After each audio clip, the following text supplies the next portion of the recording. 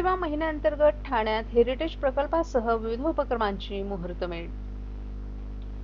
Rotary इंटरनॅशनलच्या 130 क्लबमधील सुमारे 4000 Rotarian दरवर्षी समाजोपयोगी प्रकल्प राबवतात। यंदा रोटरी सेवा महिना 15 नोव्हेंबर रोजी ठाण्यातील काशीनाथ घाणेकर नाट्यगृहात सुरू होणार असून शिक्षण, आरोग्य, पर्यावरण, महिला सक्षमीकरण यांसारख्या क्षेत्रात विविध उपक्रम राबवले जाणार असल्याची माहिती जिल्हा गव्हर्नर हर्ष मोकोल यांनी दिली आहे।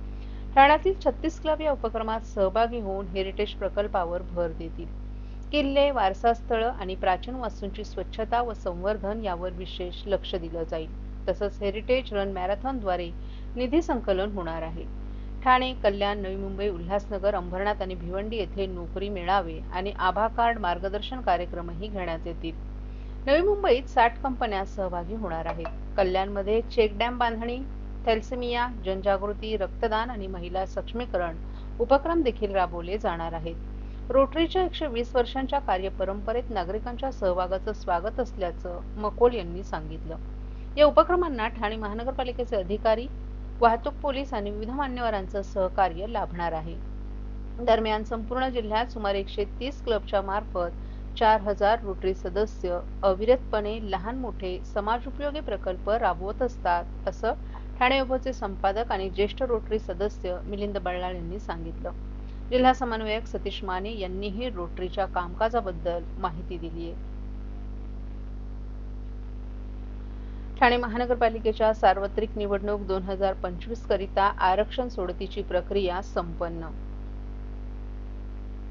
ठाणे महानगरपालिकेच्या सार्वत्रिक निवडणूक 2025 साठी आरक्षण सोडतीची प्रक्रिया संपन्न झाली आहे। ठाणे महानगरपालिकेचे आयुक्त सौरभ राव यांच्या नेतृत्वाखाली गडकरी रंगायतांमध्ये हा कार्यक्रम पार पडला। एकूण 33 प्रभागांसाठी ही आरक्षण सोडतीची प्रक्रिया घेण्यात आली आहे। 33 प्रभागांमधील एकूण 131 जागांपैकी 66 जागा महिलांसाठी आरक्षित ठेवण्यात आल्या आहेत। अनुसूचित जाती प्रवर्गातील 9 जागांपैकी 5 जागा महिलांसाठी राखीव आहेत। अनुसूचित जमाती प्रवर्गातील 3 जागांमध्ये 2 महिला प्रवर्गासाठी राखीव तर 1 ओपन ठेवण्यात आली आहे। नागरिकांचा मागास प्रवर्ग अंतर्गत 17 पैकी 9 जागा महिलांसाठी राखीव ठेवण्यात आल्या आहेत, तर सर्वसाधारण प्रवर्गातील 35 पैकी 18 जागा महिलांसाठी राखीव आहेत, तर 17 सर्वसाधारण, 84 पैकी 41 महिला, 43 प्रवर्गनिहाय। तसंच नागरिकांना या संदर्भात काही हरकती अथवा सूचना असल्यास त्या 16 ते 24 नोव्हेंबर 2025 या कालावधीत ठाणे महानगरपालिकेच्या कार्यालयात दाखल करता येतील, अशी माहिती ठाणे महानगरपालिकेचे अतिरिक्त आयुक्त उमेश बिरारी यांनी दिली आहे। चालू करू सर, ही आरक्षण सोडत पार पडली, कशी पार पडली, काय प्रक्रिया केली? आरक्षण सोडत आज आपण सर्व लोकांची साक्षीमध्ये, तसेच आपले जे संभाव्य जनप्रतिनिधी आहेत, जे ॲस्पिरंट्स आहेत, नागरिकांचा एक बृहत समूह इथे होता, त्यांच्या उपस्थितीमध्ये अत्यंत शास्त्रोक्त पद्धतीने, विघ्नरहित पद्धतीने पार पाडण्यात आली आहे। माननीय निवडणूक आयोगाने या सोडतीची जे आदर्श कार्यपद्धती आपल्याला निश्चित करून दिलेली आहे, त्याचं तंतोतंत पालन करून ही प्रक्रिया आपण इथे संपुष्टात आणली आहे।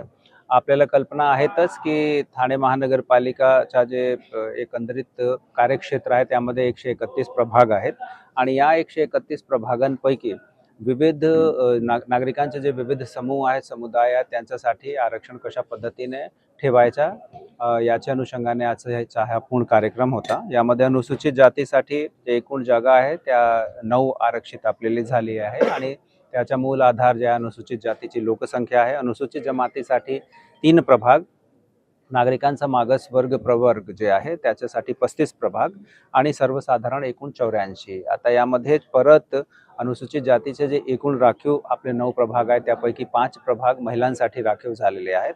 अनुसूचित जमातीचे 3 पैकी 2 प्रभाग महिलांसाठी राखीव झालेले आहेत।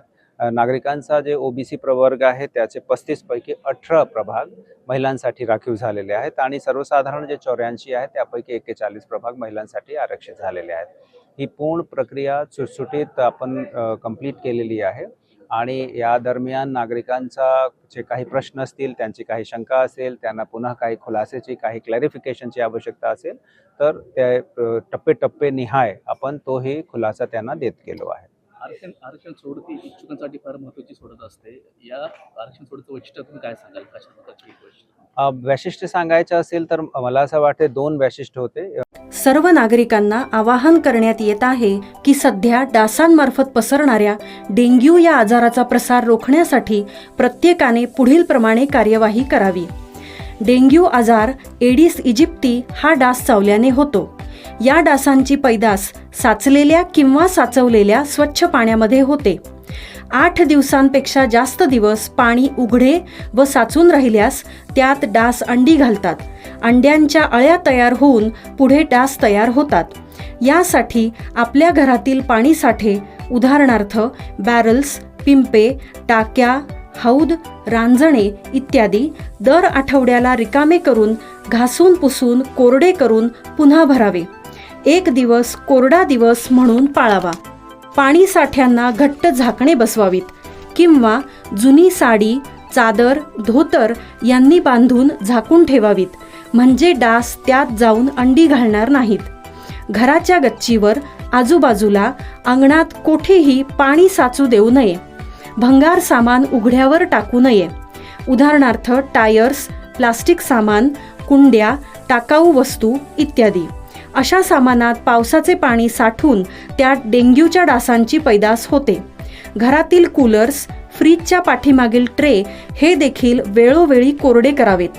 लक्षात ठेवा, नुसत्या फवारणीने डास घनता कमी होत नाही, तर त्यासाठी डास पैदास ठिकाणे नष्ट करणे ही आपल्या सर्वांची जबाबदारी आहे. कोणताही ताप अंगावर न काढता जवळच्या शासकीय रुग्णालयात मोफत औषधोपचार घ्या. अशा प्रकारे नागरिकांनी सहकार्य केल्यास डेंग्यूचा प्रसार रोखणे सहज शक्य आहे.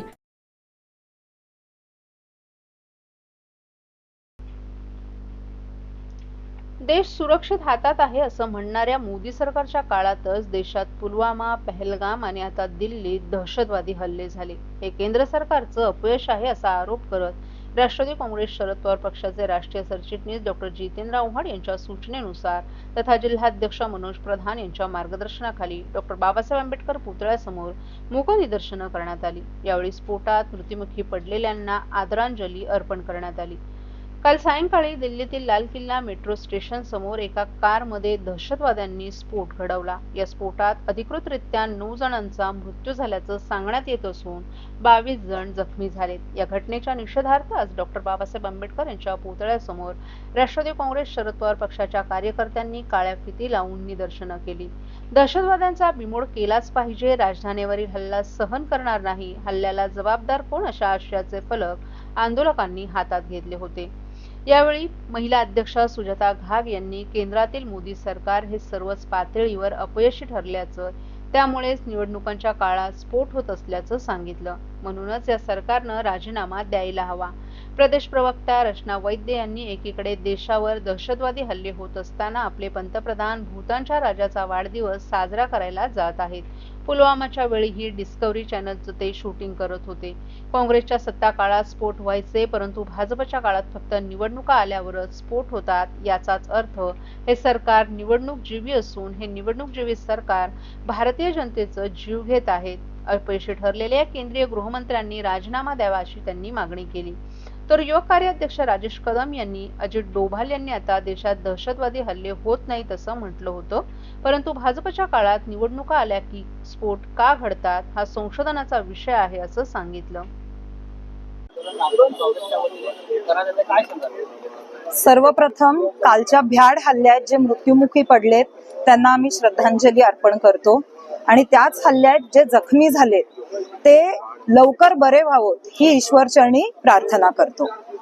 काल देशाच्या राजधानीत दिल्लीत असा भ्याड हल्ला झाला, ह्याची माहिती कोणालाच नव्हती. म्हणजे ती इंटेलिजन्स फेलियर आहे. गेल्या एका वर्षभरात 6 महिन्यात बोला पहलगाम झालं, पहलगाम झाल्या 6-7 महिन्यात आता कालचा हा जो झालेला आहे तो हल्ला झाला. मग देशातल्या यंत्रणा करतायत काय? फक्त निवडणुकी पाठी ह्या सगळ्या यंत्रणेंना सोडून दिलेला आहे. आणि हा भ्याड हल्ला झाल्यावर ही आपले जे प्राईम मिनिस्टर आहेत नरेंद्र मोदी ते भूतानला वाढदिवस साजरा करायला जातात. ह्याच्या एवढी असंवेदनशील गोष्ट आणि दुर्दैवी गोष्ट कुठल्याही देशाच्या नागरिकांच्या समोर नाहीये. आज त्यांनी इकडे राहून परिस्थितीचा आढावा घ्यायला पाहिजे होता, चौकशी यंत्रणेच्या मीटिंग्सना उपस्थित राहायला पाहिजे होतं, पण सगळं सोडून ते गेलेत फिरायला, एक वाढदिवस साजरा करायला. पुलवामाचा पण जेव्हा असाच हल्ला झालेला तेव्हा नरेंद्र मोदी डिस्कव्हरी चॅनलची एक डॉक्युमेंटरी शूट करण्यात बिझी होते. हे जे सरकार आहे ते असाच हल्ल्यात जे मृत्युमुखी पडतात त्यांच्या चितेवर स्वतःची राजकीय पोळी भाजून घेण्यात फक्त हुशार आहेत. बाकी कुठलीही कामं त्यांना करायची नाहीयेत. निवडणुकी आले की असे हल्ले होत आहेत हे आता 2014 पासून सगळ्यांच्याच लक्षात आलेलं असेल. दुसरं म्हणजे देशात जो सध्या वोट चोरीचा मुद्दा जे जम पकडतोय, जास्तीत जास्त नागरिकांना हे पटतंय की वोट चोरी झालेली आहे. ह्या वोट चोरीवरनं कुठून तरी लक्ष विचलित करायला सुद्धा हा हल्ला घडवून आणलाय, हे आमचं ठाम मत आहे. जर देशात वारंवार असे हल्ले होत असतील तर सगळ्यात पहिले जे होम मिनिस्टर आहेत अमित शहा त्यांनी तात्काळ त्यांचा राजीनामा द्यावा, ही राष्ट्रवादी काँग्रेस पक्ष शरदचंद्र पवार यांची मागणी आहे. शिवसमर्थ इंग्लिश मीडियम स्कूलमध्ये पक्षी सप्ताह उत्साहात संपन्न. पर्यावरण दक्षता मंडळ आणि शिवसमर्थ इंग्लिश मीडियम स्कूल यांच्या संयुक्त विद्यमानं 8 नोव्हेंबर रोजी पक्षी सप्ताह दिनानिमित्त भव्य पक्षी प्रदर्शनाचं आयोजन करण्यात आले. दरवर्षी 5 ते 12 नोव्हेंबर या काळात पद्मश्री मारुती चित्तमपल्ली आणि पद्मभूषण डॉक्टर सलीम अली यांच्या जयंती दिनानिमित्त पक्षी सप्ताह साजरा केला जातो. या कार्यक्रमाचा उद्देश विद्यार्थ्यांना पक्ष्यांचं पर्यावरणातील योगदान समजावून देणं आणि त्यांच्यात पक्षी संवर्धनाची भावना जागवणं हा होता. या कार्यक्रमाचं उद्घाटन डॉक्टर चैतन्य साठे यांच्या हस्ते झालं. यावेळी शाळेच्या अध्यक्षा अदिती जोशी, मुख्याध्यापिका कीर्ती धामणकर, पर्यावरण दक्षता मंडळाचे अध्यक्ष डॉक्टर मानसी जोशी तसंच पक्षीतज्ञ अनिल कुंटे आणि लक्ष्मीकांत नाईक आदी उपस्थित होते.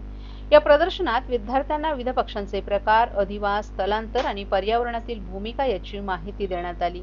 5वी ते 7वीच्या विद्यार्थ्यांनी प्रशिक्षकांच्या मदतीनं पाहुण्यांना पक्ष्यांची माहिती दिली. तसंच ग्रीन शॉपीतर्फे पर्यावरणपूरक वस्तूंचं प्रदर्शनही आयोजित करण्यात आलं होतं. या उपक्रमात शाळेतील 400हून अधिक विद्यार्थी, पालक आणि पर्यावरण प्रेमींनी सहभाग घेतला. प्रदर्शनातून पक्ष्यांचं जतन करायचं असेल तर आडे लावले पाहिजेत, असं निसर्गाशी मैत्री केली पाहिजे असा संदेश देण्यात आला. शिवसमर्थ शाळेत पक्षी प्रदर्शन ठेवलंय. याचा मुलांना कशा प्रकारे फायदा होईल, काय सांगाल? त्याला असा फायदा होणार आहे की जसं पक्षी असतात वेगवेगळ्या प्रकारचे आणि त्यांना जसं उडान घेऊन ते पुढे जाऊ शकतात, त्यातनं बरंच काही शिकण्यासारखं आहे. प्लस त्यांना एन्व्हायरमेंटचं कळणं गरजेचं आहे. दुसरी गोष्ट म्हणजे आजकालच्या मुलांना आपल्याकडे वेगवेगळ्या प्रकारचे पक्षी आहेत तेच माहिती नाही. ते फक्त आपल्या अर्बन सिटीमध्ये असल्यामुळे त्यांना जास्त ह्याची माहिती नसते. तर त्या दृष्टिकोनातनं आमचा विचार होता की जरा थोडं असं एक एक्झिबिशन ठेवावं जिथे मुलांना माहिती मिळू शकेल आणि प्लस त्यांना त्यांचे चित्र त्याच्यावरनं ओळखता येईल की काय प्रकारचे पक्षी असतात आणि कुठल्या प्रकारचे असतात. ग्रासलँड्स, वेटलँड्स असे सगळे वेगवेगळ्या प्रकारचे वेगवेगळ्या प्रकारच्या पक्ष्यांची माहिती त्यांना मिळू शकते. आणि वी आर व्हेरी हॅपी कारण पर्यावरण दक्षता मंडळाने आमच्याबरोबर कोलॅबरेट करून हा उपक्रम आमच्याकडनं पार पाडू शकलो आम्ही. असे बरेच आम्ही करतो, त्यातला हा एक प्रयोग आहे. बस, थँक्यू.